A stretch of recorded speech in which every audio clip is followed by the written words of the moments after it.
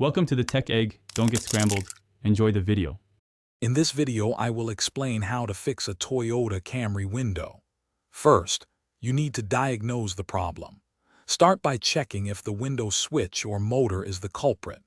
Listen carefully for any sounds from the motor when you press the switch. If you hear nothing or just a click, it could be either. You can also use a multimeter to check for power at the motor's electrical connector, which helps pinpoint the issue. Once you've identified the problem, the next step is to gain access to the window's internal components. This involves carefully removing the door panel. Start by locating and removing any screws, often hidden under trim caps or in the armrest. Then, use a plastic trim removal tool to gently pry the panel away from the door frame. Remember to disconnect all electrical connectors and the door handle cables as you go.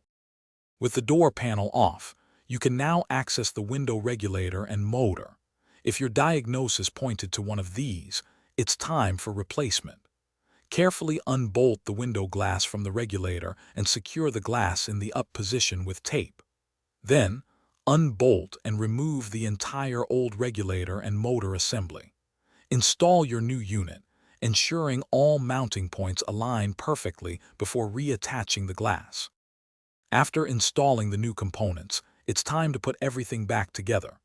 Reconnect all electrical connectors and the door handle cables.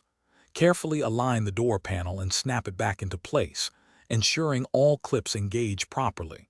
Reinstall any screws and trim pieces you removed earlier.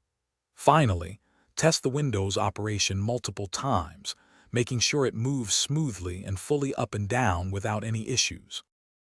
Thanks for watching. Consider subscribing if I helped unscramble your problems.